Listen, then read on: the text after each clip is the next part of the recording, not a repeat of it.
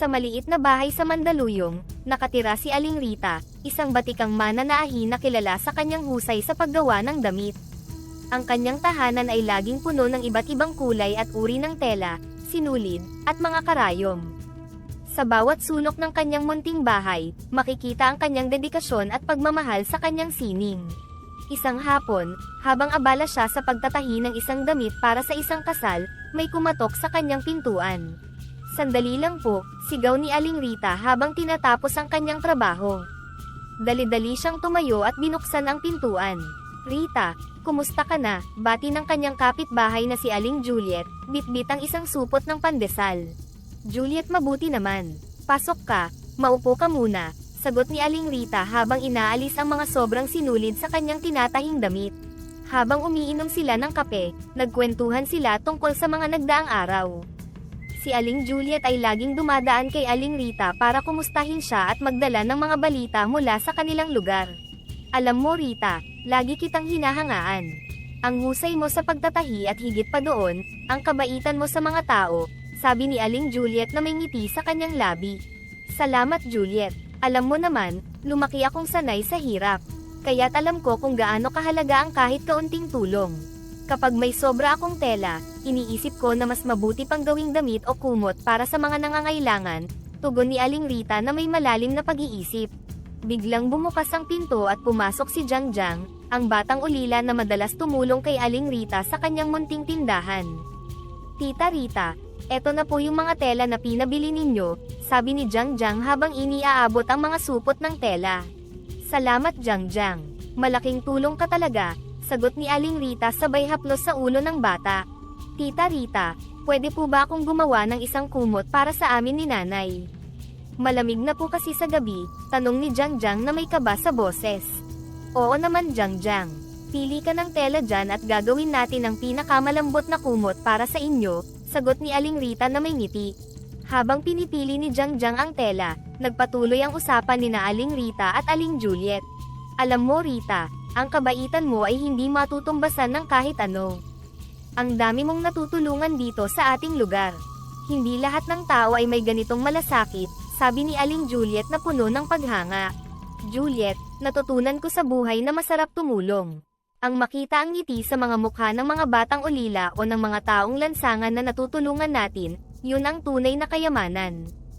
Hindi man tayo mayaman sa material na bagay, pero ang puso natin, puno ng saya at pagmamahal," sagot ni Aling Rita na may luhang namumuo sa kanyang mga mata. "Nakaka-inspire ka talaga Rita. Sana ay marami pang tulad mo," sabi ni Aling Juliet habang niyayakap si Aling Rita. Pagkatapos ng ilang oras, natapos na rin ni Aling Rita ang kanyang tinatapos na damit para sa kasal.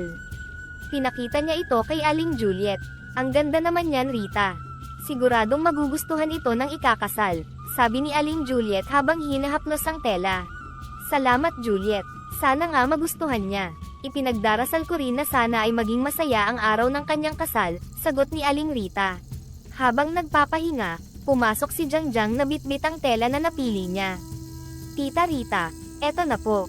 Pwede na po ba nating simulan?" "Sige Jiang Jiang. Halika't simulan na natin. Tuturuan kita ng mga tamang paraan ng pagtatahi para maging maganda ang kumot mo," sagot ni Aling Rita na may ngiti. Habang tinuturuan ni Aling Rita si Jiang Jiang, iniisip niya kung paano pa siya makakatulong sa mas maraming tao.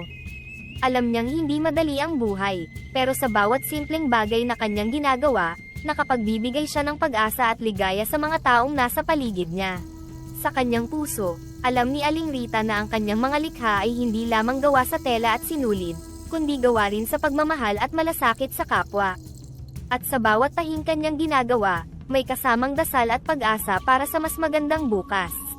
Isang araw, habang abala si Aling Rita sa pagtatahi ng isang magandang gown para sa isang debutante, naramdaman niyang may kakaibang presensya sa kanyang paligid. Napahinto siya sa kanyang ginagawa at tumingin sa paligid ng kanyang maliit na tindahan. Walang tao, ngunit tila may kakaibang enerhiya na nararamdaman niya sa lugar. "Ano kaya iyon?" bulong ni Aling Rita sa sarili. Habang nag-iisip, biglang bumukas ang pinto nang walang anumang hangin. Napatindig si Aling Rita at naglakad papunta sa pinto. Doon, nakita niya ang isang maliit na matandang lalaki na may suot na berdeng damit, tila galing pa sa lumang panahon. Ang kanyang mga mata ay nagliliwanag ng kabaitan. Magandang araw po, bati ni Aling Rita na may halong takot at pagtataka. Paano po ako makakatulong? Magandang araw Rita, sagot ng maliit na matandang lalaki na may malalim at malamig na boses. Ako si Talinhaga, isang duwende. Narinig ko ang tungkol sa iyong kabutihan at walang pag-iimbot na pagtulong sa kapwa. Nagulat si Aling Rita. Hindi siya makapaniwala sa kanyang naririnig. Isang duwende, tanong niya. Paano po ninyo nalaman ang tungkol sa akin? Matagal na kitang pinagmamasdan Rita, sabi ni Talinhaga habang pumapasok sa loob ng bahay. Ang iyong mga gawaing kawang-gawa at ang iyong malasakit sa mga nangangailangan ay umabot sa aming mundo. Ang iyong pusong busilak ay hindi lingid sa aming kaalaman. Hindi pa rin makapaniwala si Aling Rita sa kanyang naririnig. Bakit po kayo nandito? Tanong niya, tinatago ang kanyang kaba. Narito ako upang magbigay ng isang espesyal na regalo, sagot ni Talinhaga. Bilang pasasalamat sa iyong kabutihan at walang sawang pagtulong, nais kitang bigyan ng mga mahiwagang sinulid na hindi nauubos. Anumang likhain mo mula sa mga sinulid na ito ay magiging napakaganda at napakahalaga. Nanlaki ang mga mata ni Aling Rita sa sinabi ng duwende. Talaga po, hindi ko po alam kung paano ko kayo mapapasalamatan. Ang iyong kabutihan at malasakit sa kapwa ay sapat na pasasalamat Rita, sagot ni Talinhaga na may ngiti sa kanyang labi. Ngunit nais kong magbigay ng paalala. Ang mga sinulid na ito ay dapat gamitin para sa kabutihan at hindi lamang para sa pansariling interes. Ang kapangyarihan nito ay nakasalalay sa iyong dalisay na puso. Sumang-ayon si Aling Rita, tila ba ang lahat ng kanyang naririnig ay isang panaginip. Pangako po, gagamitin ko ito para makatulong sa iba at magdala ng saya at pag-asa. Bago umalis si Talinhaga, iniabot niya ang isang maliit na kahon na naglalaman ng mga sinulid na kumikislap sa ilalim ng ilaw. Tandaan mo Rita, ang kapangyarihan ng mga sinulid na ito ay magdadala ng higit pang biyaya sa iyong buhay at sa buhay ng mga tao sa paligid mo. Patuloy kang maging mabuti at ang lahat ng iyong ginagawa ay magiging pagpapala. Habang unti-unting nawawala si Talinhaga sa harap ni Aling Rita, naramdaman niya ang bigat at kahalagahan ng responsibilidad na kanyang tinanggap. Ang kanyang puso ay puno ng pasasalamat at determinasyon. Habang nag-iisip siya sa mga sinabi ni Talinhaga, napansin niyang nagliliwanag ang mga sinulid sa loob ng kahon. Ito na ang simula ng bagong kabanata sa aking buhay, bulong niya sa sarili. Gagamitin ko ang biyayang ito upang magdala ng pag-asa at saya sa mas maraming tao. Buong gabi, hindi mapakali si Aling Rita. Iniisip niya kung paano niya sisimulan ang paggamit ng mahiwagang sinulid. Ano kaya ang unang damit na gagawin ko? Tanong niya sa sarili habang tinitingnan ang mga sinulid na nagliliwanag. Sa kanyang puso, naramdaman niya ang matinding kaligayahan at inspirasyon. Ang kanyang pagnanais na makatulong ay mas lumalim pa. Salamat Talinhaga, bulong niya habang nakatingin sa kalangitan. Hindi ko sasayangin ang biyayang ito. Kinabukasan, matapos matanggap ang mahiwagang sinulid mula kay Talinhaga, agad na sumubok si Aling Rita ng isang bagong proyekto. Napili niyang gumawa ng isang simpleng blusa, gamit ang mahiwagang sinulid. Habang tinatahi niya ang tela, naramdaman niya ang kakaibang init at liwanag na tila nagmumula sa sinulid. Napakaganda ng mga sinulid na ito, bulong ni Aling Rita sa sarili habang abala sa pagtatahi. Sana magustuhan ito ng aking mga suki.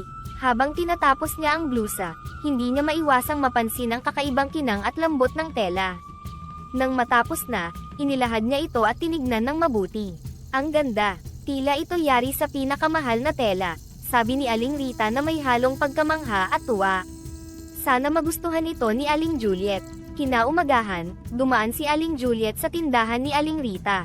Rita, anong bago? Bati ni Aling Juliet habang papasok sa tindahan. Juliet, may bago akong ginawa. Sabi ni Aling Rita na may ngiti sa kanyang labi. Tignan mo ito. Inilabas ni Aling Rita ang blusa at inilahad ito kay Aling Juliet.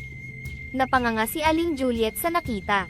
Rita, ang ganda. Parang yari sa sutla. Saan mo nakuha ang ganitong klaseng tela? Ngumiti si Aling Rita at sinabing, isang espesyal na regalo mula sa isang mabuting kaibigan. Subukan mo nga Juliet, baka magustuhan mo. Agad na isinuot ni Aling Juliet ang blusa.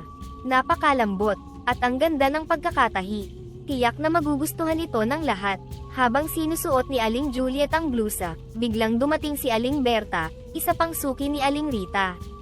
Magandang umaga Aling Rita. Ay, ang ganda naman ng suot mo, Juliet. Saan mo nabili yan? Tanong ni Aling Berta na may halong inggit. Kay Rita, siya mismo ang gumawa, sagot ni Aling Juliet na puno ng pagmamalaki. Talaga, Rita, pwede ba akong magpagawa ng ganito? Ang ganda talaga, sabi ni Aling Berta habang tinitingnan ang bawat detalye ng blusa. Sige Berta, gagawa na rin ako ng iba pang disenyo. Bibigyan kita ng isang maganda at espesyal na blusa, sagot ni Aling Rita na may ngiti. Habang nag-uusap sila, dumarami ang mga taong dumadaan at napapansin ang blusa ni Aling Juliet. Marami ang huminto at nagtatanong kay Aling Rita. Ang ganda naman ng mga gawa mo Rita, sabi ng isang ginang. Pwede rin ba akong magpagawa ng ganito? Opo sige po, lahat kayo ay bibigyan ko ng espesyal na blusa, sagot ni Aling Rita na puno ng tuwa. Ang kalahati ng kita rito ay itutulong ko sa mga nangangailangan. Ang mga tao ay lalong humanga kay Aling Rita, hindi lamang dahil sa kanyang husay sa pagtatahi kundi sa kanyang walang sawang pagtulong sa kapwa. Habang papalapit ang gabi, napuno ng saya at pag-asa ang munting tindahan ni Aling Rita. Pag-uwi ni Aling Juliet, iniuwi niya ang blusa at ipinakita sa kanyang pamilya. Tignan niyo ito, galing kay Rita. Ang ganda diba? Ang ganda nga Nay. Parang yari sa silk, sabi ng kanyang anak na may halong pagkamangha. Totoo yan. Alam niyo ba, si Aling Rita ang gumawa niyan. Napakabait niya talaga, at ilan sa kita niya, itinutulong niya pa sa mga nangangailangan, sabi ni Aling Juliet na puno ng paghanga. Sa bawat sulok ng Mandaluyong, kumalat ang balita tungkol sa mahiwagang blusa ni Aling Rita. Maraming tao ang pumunta sa kanyang tindahan para makita at makabili ng kanyang mga likha. Hindi nagtagal, nakilala si Aling Rita hindi lamang dahil sa kanyang husay sa pagtatahi kundi sa kanyang malasakit at kabaitan. Salamat talaga talinhaga, bulong ni Aling Rita sa kanyang sarili. Ang mga sinulid na ito ay tunay na biyaya.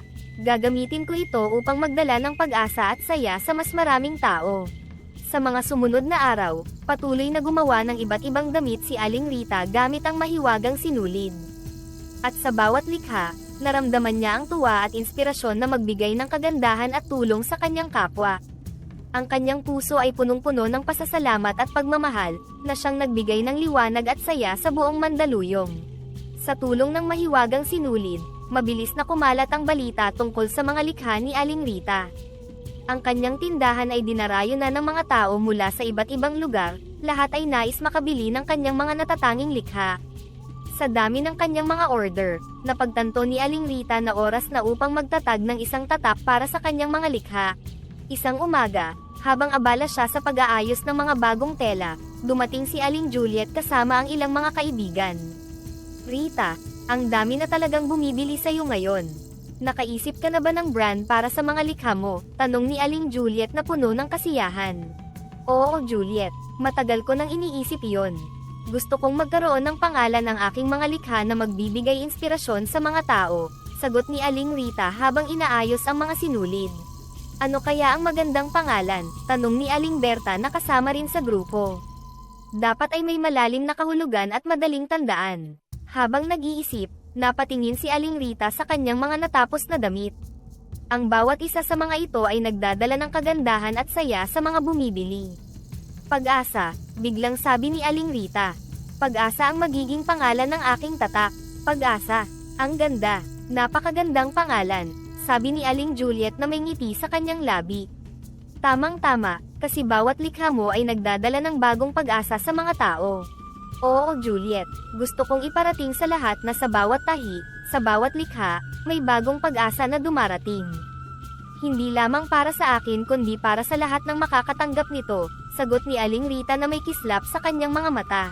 Mabuti na lang at ikaw ay napakabuti at napakatalino Rita. Sigurado akong uunlad pa lalo ang iyong negosyo, sabi ni Aling Berta habang tinitingnan ang mga bagong damit. Habang abala siya sa paglalagay ng mga tatak, dumating ang isang grupo ng mga kilalang tao mula sa kalapit na bayan. Magandang araw po, Aling Rita. Narinig po namin ang tungkol sa inyong mga likha.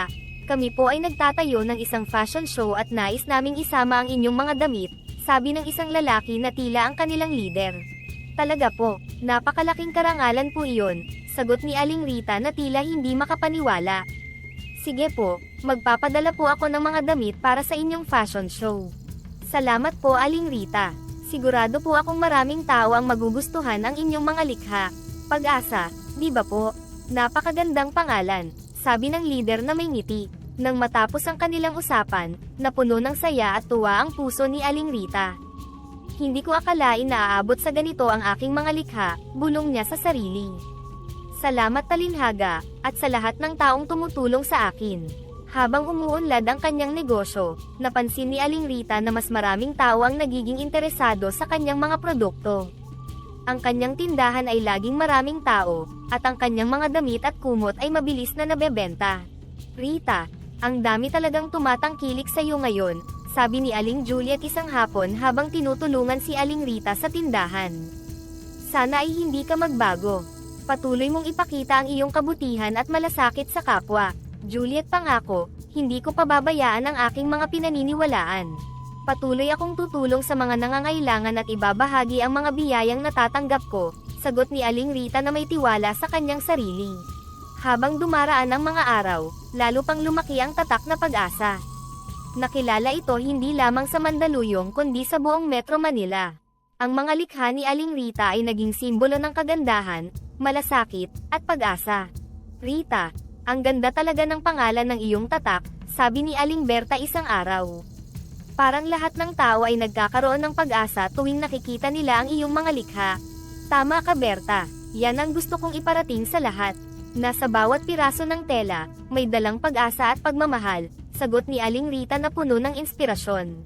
At sa bawat araw na lumilipas, patuloy na nagdadala ng bagong pag-asa si Aling Rita sa kanyang mga likha. Ang kanyang puso ay puno ng pasasalamat at determinasyon, at alam niyang sa bawat tahi ng kanyang karayom, may kasamang dasal at pag-asa para sa mas magandang bukas. Habang patuloy na umuunlad ang tatak na Pag-asa, dumami ang mga taga-suporta at kliyente ni Aling Rita. Isang araw, nakatanggap siya ng tawag mula sa isang malaking mall sa Metro Manila. Magandang umaga po, Aling Rita. Kami po ay mula sa pamunuan ng SM Supermalls. Narinig po namin ang tungkol sa inyong tatak na Pag-asa at nais po naming makipag-partner sa inyo. Gusto po naming ilagay ang inyong mga produkto sa aming mga department stores, sabi ng boses sa telepono. Hindi makapaniwala si Aling Rita sa kanyang narinig. Talaga po, napakalaking karangalan po iyon. Maraming salamat po sa tiwala, sagot niya na may halong kasiyahan at kaba. Masaya po kami na makasama kayo. Isa po kayong inspirasyon sa maraming tao. Magpapadala po kami ng kontrata para sa inyong pag-sign, sabi ng boses bago nagpaalam. Matapos ang tawag, agad niyang ibinalita ito sa kanyang mga kaibigan at pamilya. Mga kaibigan, hindi niyo alam kung gaano ako kaligaya ngayon. Magiging bahagi na ng SM Supermalls ang Pag-asa. Nagdiwang ang lahat ng kanyang mga kaibigan. Napakagaling mo talaga Rita. Talagang nabibiyayaan ka dahil sa iyong kabutihan, sabi ni Aling Juliet habang niyayakap si Aling Rita. Hindi ko ito magagawa kung hindi dahil sa inyo. Salamat sa inyong walang sawang suporta, sagot ni Aling Rita na may luha ng kaligayahan sa kanyang mga mata.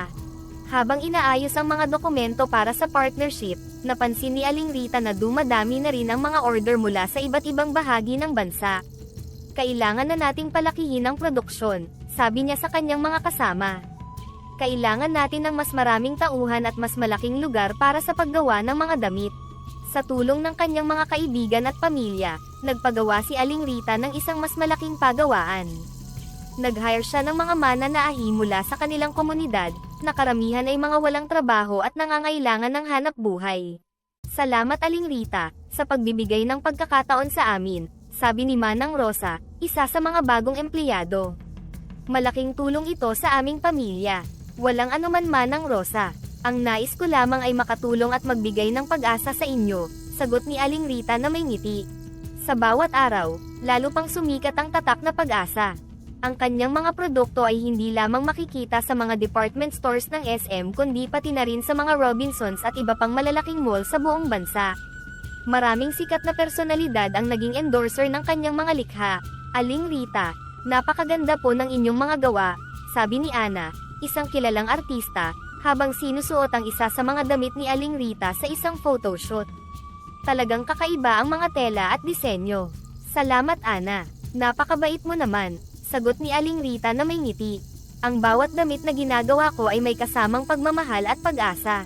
Dahil sa tulong ng mga endorser at mga advertisement, lalong dumami ang mga bumibili ng mga produkto ni Aling Rita. Tita Rita, napakabilis po ng takbo ng negosyo ninyo, sabi ni Lito, ang batang tumutulong sa kanya. Napakaraming order araw-araw. Oo Lito. At dahil dyan, mas marami tayong matutulungan. Sagot ni Aling Rita na may pagmamalaki. Isang gabi, habang nagpapahinga si Aling Rita, iniisip niya ang lahat ng nangyari sa kanyang buhay. Hindi ko akalain na aabot tayo sa ganito, bulong niya sa sarili. Salamat Talinhaga, sa biyayang ibinigay mo sa akin. Sa bawat araw na lumilipas, patuloy na nagdadala ng bagong pag-asa si Aling Rita sa kanyang mga likha. Ang kanyang puso ay puno ng pasasalamat at determinasyon, at alam niyang sa bawat tahi ng kanyang karayom, may kasamang dasal at pag-asa para sa mas magandang bukas. Habang patuloy na umuunlad ang tatak na pag-asa, lalo pang dumami ang mga kilalang personalidad na nagpakita ng suporta kay Aling Rita. Isang umaga, habang abala siya sa pag-aayos ng mga damit sa kanyang store, nakatanggap siya ng isang tawag mula kay Elena, isang sikat na singer na kilala hindi lamang sa kanyang galing sa pagkanta kundi pati na rin sa kanyang puso para sa kawang gawa. Magandang umaga, Aling Rita. Ako po si Elena. Narinig ko po ang tungkol sa inyong tatak na pag-asa at talagang humanga po ako sa inyong mga likha at misyon. Nais ko pong mag-endorse ng inyong mga damit, sabi ni Elena sa telepono. Hindi makapaniwala si Aling Rita sa kanyang narinig. Elena, napakalaking karangalan po iyon. Maraming salamat po sa tiwala at suporta, sagot niya na may halong kaba at kasiyahan. Opo Aling Rita. Ang inyong mga damit ay hindi lamang magaganda kundi nagdadala rin ng mensahe ng pag-asa. Kaya po gusto kong maging bahagi ng inyong misyon na makatulong, dagdag ni Elena. Habang nagpapatuloy ang kanilang pag-uusap, dumating si Miguel, isang tanyag na aktor, sa store ni Aling Rita. Aling Rita, magandang umaga. Gusto ko pong makipag-usap tungkol sa inyong mga likha. Napakaganda po ng mga ito at nais ko pong mag-endorse rin. Miguel, napakagandang balita po niyan. Maraming salamat sa inyong tiwala, sagot ni Aling Rita habang pinapakita kay Miguel ang mga bagong disenyo. Mahalaga po sa akin na masuportahan ang mga lokal na produkto, lalo na ang mga nagdadala ng pag-asa at inspirasyon. Gusto ko rin po na maging bahagi ng inyong misyon na makatulong, sabi ni Miguel na may ngiti. Sa bawat araw, lalo pang dumami ang mga kilalang personalidad na nagpakita ng suporta kay Aling Rita. Ang kanilang mga promosyon at endorsements ay nagdala ng mas maraming kliyente at oportunidad para sa tatak na pag-asa. Ang kanyang mga damit ay naging simbolo ng kagandahan, malasakit, at pag-asa. Aling Rita, napakaganda talaga ng ginagawa mo. Ang bawat damit ay may kwento, at ang bawat kwento ay nagbibigay inspirasyon sa marami, sabi ni Elena habang isinusukat ang isa sa mga bagong likha ni Aling Rita. Salamat Elena. Ang lahat ng ito ay para sa mga nangangailangan. Gusto kong magdala ng pag-asa sa bawat tao na makakatanggap ng aking mga likha, sagot ni Aling Rita na puno ng inspirasyon. Sa bawat araw na lumilipas, patuloy na nagdadala ng bagong pag-asa si Aling Rita sa kanyang mga likha. Ang kanyang puso ay puno ng pasasalamat at determinasyon, at alam niyang sa bawat tahi ng kanyang karayom, may kasamang dasal at pag-asa para sa mas magandang bukas. Dahil sa tagumpay ng tatak na pag-asa, nagpa siya si Aling Rita na mas palakihin ang kanyang negosyo. Sa kanyang determinasyon na magdala ng inspirasyon at pag-asa, nakapagpatayo siya ng isang mas malaki at mas modernong store. Ang bagong store ay hindi lamang mas maluwag ngunit mas organisado rin, nilagyan ng mga magagandang display na nagpapakita ng iba't ibang likha ni Aling Rita. Isang umaga, habang maagang nag-aayos si Aling Rita ng kanyang bagong tindahan, dumating si Manang Rosa, ang kanyang pinagkakatiwalaang empleyado, dala ang magandang balita. Aling Rita, dumarami po ang mga order natin, lalo na mula nang magbukas tayo ng bagong tindahan. Marami pong mga bagong customer ang naaakit sa ating mga display at disenyo, masayang ibinalita ni Manang Rosa. Napangiti si Aling Rita, salamat Manang Rosa. Napakalaking tulong ng iyong pagsisikap at dedikasyon sa ating tindahan. Mukhang kailangan na nating magdagdag ng mga tauhan para makasabay tayo sa dami ng mga order. Tumango si Manang Rosa, opo marami po sa ating komunidad ang naghahanap ng trabaho. Magandang oportunidad po ito para sa kanila. Nagpa siya si Aling Rita na mag-hire ng karagdagang mga mananaahi at staff para sa tindahan. Sa mga sumunod na araw, isinagawa nila ang pag-interview at pag-train sa mga bagong empleyado. Kasama sa kanilang kinuha ay ang ilang kabataan mula sa lokal na komunidad na nangangailangan ng trabaho. Habang tinuturuan niya ang mga bagong tauhan, hindi maiwasan ni Aling Rita ang makaramdam ng malalim na kasiyahan. Bawat isa sa inyo ay may mahalagang papel sa pagpapalago ng Pag-asa. Hindi lamang ito negosyo para kumita, kundi isang misyon para magbigay inspirasyon at tulong sa ating komunidad, paalala niya sa kanyang mga tauhan habang sila'y nagsasanay sa paggawa ng mga damit. Isang hapon, habang nagkakape si Aling Rita kasama ang kanyang mga matagal ng empleyado, pinag-usapan nila ang mabilis na paglago ng negosyo. Hindi ko inakala na aabot tayo dito. Dati-rati, sa maliit lang tayong tindahan, ngayon, marami na tayong natutulungan ng mga empleyado at mas marami pang customer, sabi ni Aling Rita na may pagninilay. Aling Rita, malaki po ang pasasalamat namin sa inyo. Dahil sa trabaho na binigay ninyo sa amin, nabago ang buhay ng marami sa amin dito, tugon ni Manang Rosa, na may halong emosyon. Ang tagumpay ng Pag-asa ay hindi lang akin, kundi natin lahat. Sama-sama tayong umangat, sagot ni Aling Rita na may ngiti. Sa pagtatapos ng araw, habang pinagmamasdan ni Aling Rita ang kanyang mga empleyado na abala sa paggawa ng mga damit, naramdaman niya ang isang malalim na kasiyahan at pasasalamat. Ang bawat piraso ng tela na kanilang tinatahi ay hindi lamang simbolo ng pag-asa para sa mga customer kundi pati na rin sa bawat empleyado na bahagi ng kanyang lumalagong pamilya sa Pag-asa. Sa bawat araw na lumilipas, patuloy na lumalaki ang tatak na Pag-asa. Ang negosyo ni Aling Rita ay hindi lamang isang pangarap na natupad kundi isang patuloy na inspirasyon sa kanyang komunidad, na nagbibigay ng trabaho at pag-asa sa marami. Ang kanyang puso ay puno ng pasasalamat at determinasyon, at alam niyang sa bawat tahi ng kanyang karayom, may kasamang dasal para sa mas magandang bukas.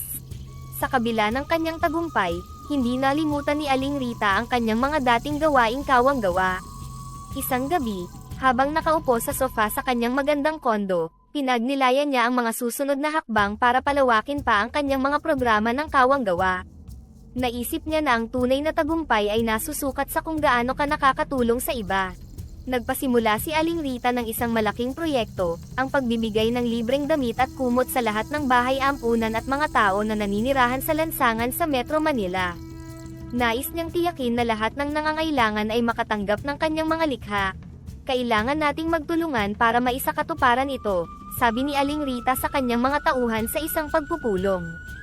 Hindi lang ito basta pagtulong, kundi isang misyon para mabigyan ng kaunting ginhawa ang mga nasa labis na pangangailangan. Ang mga tauhan ay tumugon.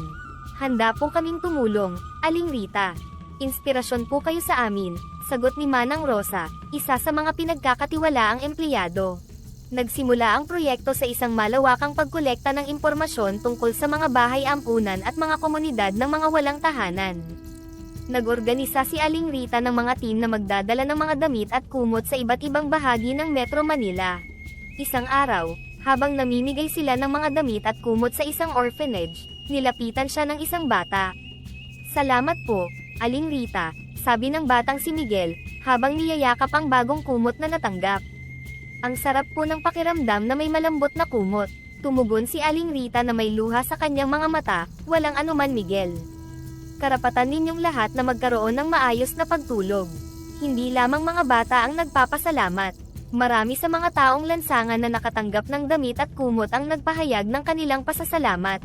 Aling Rita, hindi nyo lang po kami binigyan ng damit, binigyan nyo rin po kami ng dignidad. Salamat po, sabi ni Mang Carlos, isang matandang lalaking matagal nang naninirahan sa lansangan. Nakita ni Aling Rita ang pagbabago sa mga mata ng mga taong ito. Hindi po ito ang katapusan. Patuloy tayong magtutulungan, sabi niya sa kanila, habang ipinangangako niyang itutuloy ang kanyang mga gawain. Sa bawat pamamahagi, lalo lamang tumitibay ang kanyang determinasyon na palawakin pa ang kanyang mga gawain ng kawang-gawa. Ang kanyang mga empleyado, na inspirado rin sa kanilang pinuno, ay nag-alay ng karagdagang oras at effort upang matiyak na marami pa ang matutulungan. Isang gabi, matapos ang isang pagod ngunit makabuluhang araw ng pamimigay, nagtipon ang lahat ng tauhan sa bagong store para sa isang munting salo-salo.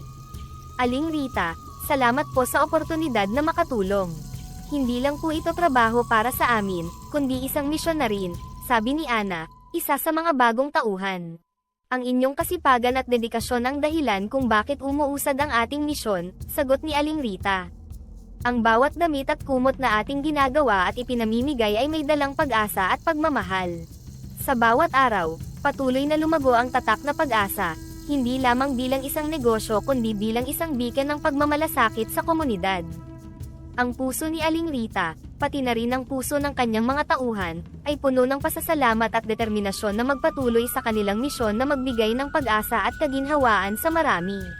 Sa patuloy niyang gawain sa Kawang Gawa, hindi lamang puso at oras ang ibinigay ni Aling Rita, kundi pati na rin ang pagkakataong makilala ang maraming tao mula sa iba't ibang sektor na may parehong adhikain sa pagtulong. Ang kanyang network ay lumawak, at kasama na rito ang mga NGO, mga social worker, at iba pang mga negosyante na may pagnanais ding makatulong sa komunidad. Isang hapon, habang nag-aayos si Aling Rita ng mga pakete ng damit at kumot para sa isang lokal na charity event, dumating si Mr. Reyes, isang negosyanteng kilala sa kanyang philanthropic efforts sa edukasyon at kalusugan. Magandang hapon Aling Rita, bati ni Mr. Reyes habang pumapasok sa tindahan. Narinig ko po ang tungkol sa inyong mga gawain, at nais kong makipagtulungan sa inyo. Natuwa si Aling Rita sa pagkakataong ito. Magandang hapon din po Mr. Reyes. Ikinagagalak ko pong makilala kayo. Napakalaking tulong po ng inyong interes sa aming munting proyekto. Habang nag-uusap sila, ipinaliwanag ni Mr. Reyes ang kanyang layunin.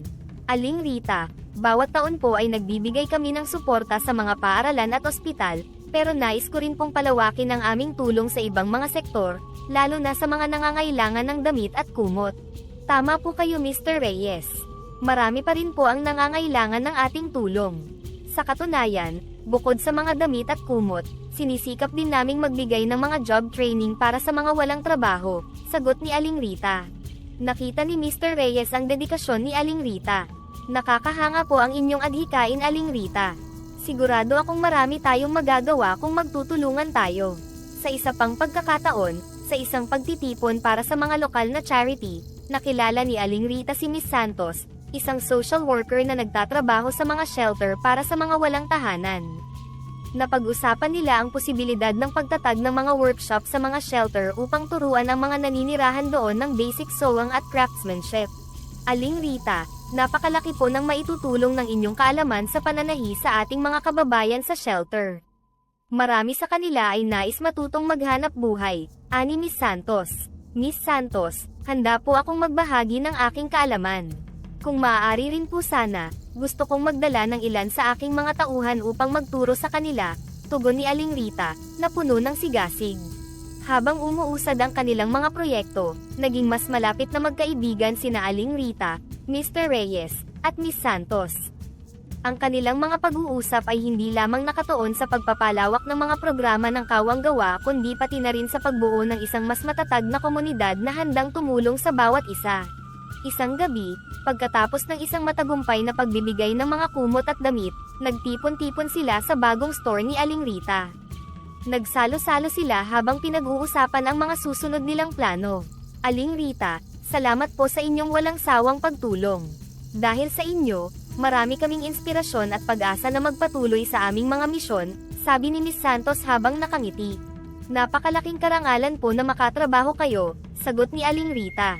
Ang bawat tulong na naibibigay natin ay isang hakbang patungo sa mas magandang bukas para sa ating lahat.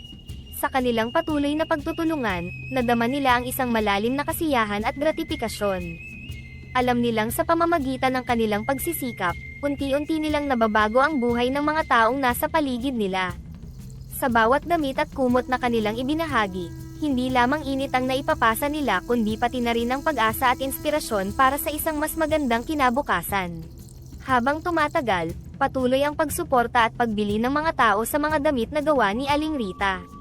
Ang kanyang kabutihan at dedikasyon ay nakahikayat ng maraming lokal na mamimili, at ngayon, lumalawak na rin ang interes mula sa ibang bansa. Isang araw, dumating sa tindahan ni Aling Rita si Mr. Chu, isang negosyanteng may koneksyon sa mga merkado ng Hong Kong at Taiwan. Napansin niya ang natatanging kalidad at disenyo ng mga damit ni Aling Rita at naisip niyang ito ay magtatagumpay din sa ibang bansa. Magandang hapon Aling Rita, bati ni Mr. Cho habang pumapasok sa maayos at makulay na store. Napakahusay ng pagkakagawa ng inyong mga produkto. Naparito ako upang talakayin ang posibilidad na dalhin ang inyong mga damit sa Hong Kong at Taiwan. Nabigla si Aling Rita sa biglaang interes ng negosyante ngunit nagpakita siya ng kagalakan. Magandang hapon din po, Mr. Chu. Nakakatuwa naman po ang inyong sinabi. Matanong ko lang po, bakit ninyo gustong i-export ang mga produkto namin? May kaibigan akong bumili ng inyong mga damit, at ipinakita niya sa akin ang isa sa inyong mga likha. Ako'y namangha at naisip kong ito'y magkakaroon ng magandang pagtanggap sa mga merkado ng Hong Kong at Taiwan, sagot ni Mr. Cho, na may kasamang paghanga. Napaisip si Aling Rita sa biglaang oportunidad na ito. Hindi niya inakalang aabot sa ganitong pagkakataon ang kanyang dating simpleng pagtahi. Iyan ay isang malaking hakbang, Mr. Cho. Hindi ko inakalang aabot sa ibang bansa ang aking mga gawa. Ano po ba ang inyong plano? Plano ko sana, Aling Rita, na ipakilala ang inyong mga produkto sa ilang mga mall sa Hong Kong at Taiwan. Kung maganda ang pagtanggap, maaari tayong magtulungan para palawakin pa ang pagbebenta. Siyempre, susuportahan namin ang pagdadala ng mga produkto at lahat ng kinakailangang logistics. Kung papayag kayo, magiging kapartner natin ang mga lokal na distributor doon, paliwanag ni Mr. Chu. Nabigla man sa ideya, nakita ni Aling Rita ang potensyal na mabigyan ng mas malawak na merkado ang kanyang mga produkto. Mr. Chu, kung ito po ay magbibigay daan para makatulong ako sa mas marami pa, ako po ay bukas sa inyong mungkahi. Aling Rita, ang inyong kabutihan at dedikasyon sa paggawa ng dekalidad na mga damit ang dahilan kung bakit kayo nararapat sa ganitong oportunidad. Kami ay narito upang suportahan kayo, sabi ni Mr. Chu, na may ngiti. Nag-usap pa sila ng ilang detalye tungkol sa dami ng produksyon, mga kinakailangang dokumento para sa export, at iba pang logistic. Sa kabila ng mga bagong hamon, nanaig ang damdamin ng pasasalamat at pagkakataon sa puso ni Aling Rita. Matapos ang pag-uusap, nagpaalam si Mr. Cho na puno ng pag-asa at pangako para sa magandang kinabukasan ng Pag-asa brand. Salamat po, Mr. Chu. Ako po ay lubos na nagpapasalamat sa oportunidad na ito. Habang isinasara ni Aling Rita ang store sa gabing iyon, hindi siya makapaniwala sa mga pagbabagong magaganap. Ngunit, sa kanyang puso, alam niyang handa siyang harapin ang mga ito. Ang kanyang simpleng pagnanais na makatulong at magbigay ng inspirasyon ay maaaring umabot na ngayon hindi lamang sa kanyang lokal na komunidad kundi pati na rin sa ibang bansa. Sa bawat hakbang, alam niyang kasama niya ang suporta ng kanyang mga tauhan, mga bagong kaibigan, at ngayon, mga international partners. Ang pagpapalawak ng mga produkto ng Pag-asa sa Hong Kong at Taiwan ay naging isang malaking tagumpay. Ang mga damit na may tatak na pag-asa ay tinanggap ng buong puso ng mga tao roon, na humanga sa kalidad at disenyo ng mga ito. Hindi nagtagal, ang mga kwento tungkol sa kabutihang nasa likod ng tatak ay kumalat din, na lalong nagpaigting sa pagtanggap ng publiko. Isang hapon, habang nasa isang video conference si Aling Rita kasama si Mr. Chu at ilang distributor mula sa Hong Kong at Taiwan, napag-usapan nila ang di inaasahang tagumpay ng mga produkto. Ma'am Rita, we can't believe how quickly your products have spread here in Hong Kong, sabi ni Mr. Lee, isa sa mga distributor. The people here are really looking for products with a good story and a noble purpose behind them, and Pag-asa perfectly fits that standard. Thank you so much, Mr. Lee, tugon ni Aling Rita. Ang kanyang mukha ay nagpapakita ng halong tuwa at pagkamangha. It is a great honor for us that the people in Hong Kong appreciate our products. Sa Taiwan, ang sitwasyon ay pareho. Ma'am Rita, here in Taiwan, the stories of your assistance and dedication to the community have inspired many. Sabi ni Miss Chen, isa pang distributor. This brings significant interest and respect to your products. Habang pinakikinggan ni Aling Rita ang mga feedback, napuno siya ng pasasalamat at kasiyahan. Hindi niya inakalang aabot sa ganitong sukat ang kanyang simpleng simula. I am deeply grateful to all of you for supporting and spreading the noble purpose of Pag-asa. This is a great inspiration for us to further improve our products. Nang matapos ang pagpupulong, hindi pa rin makapaniwala si Aling Rita sa kanyang narinig. Nagkaroon sila ng sandaling pag-uusap ni Mr. Cho tungkol sa mga susunod na hakbang. Aling Rita, marahil po ay panahon na para isaalang-alang natin ang pagpapalawak pa sa iba pang mga bansa sa Asia. Mukhang marami pang lugar ang magiging interesado sa inyong mga produkto, mungkahi ni Mr. Cho. Napakalaking desisyon po niyan, sagot ni Aling Rita. Ang kanyang boses ay puno ng pag-aalangan ngunit may kasamang pag-asa. Ngunit, kung ito po ay magdadala ng mas maraming tulong at inspirasyon sa iba, handa po kaming pag-aralan at harapin ang mga hamon na kasama nito. Sa mga sumunod na linggo, pinag-aralan ni Aling Rita at ng kanyang team ang posibilidad ng pagpapalawak sa ibang mga merkado. Sa bawat hakbang, siniguro nilang mananatili ang kalidad at integridad ng bawat produkto na kanilang ginagawa. Sa kabila ng mga bagong hamon at responsibilidad, ang puso ni Aling Rita ay puno ng pasasalamat at pag-asa. Alam niyang sa bawat damit na kanilang ipinapadala sa ibang bansa, kasama dito ang kanilang mga dasal at pangarap na maghatid ng inspirasyon at pagbabago sa buhay ng marami. Sa mga sandaling nag-iisa siya, madalas niyang isipin kung gaano kahalaga ang bawat desisyon na kanyang ginagawa, hindi lamang para sa kanyang negosyo kundi para sa mga tao sa likod ng bawat damit, ang mga empleyado, mga customer, at mga komunidad na kanyang natutulungan. Sa bawat tagumpay ng pag-asa, patuloy niyang pinanghahawakan ang kanyang misyon na magdala ng pag-asa at positibong pagbabago sa mundo.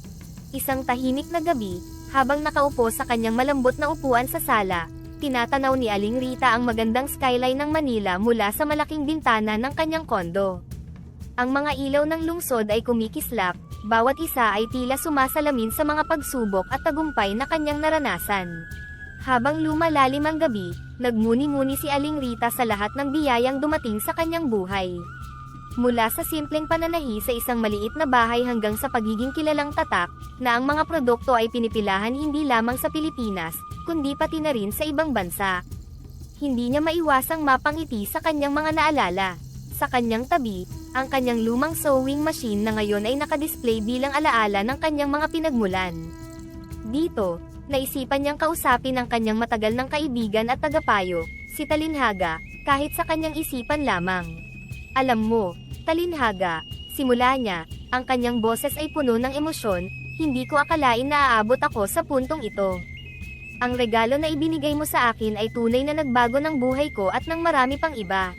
Tumitig siya sa lumang sewing machine, na parang nakikita ang mukha ni Talinhaga doon. Maraming salamat sa tiwala at sa mahiwagang sinulid.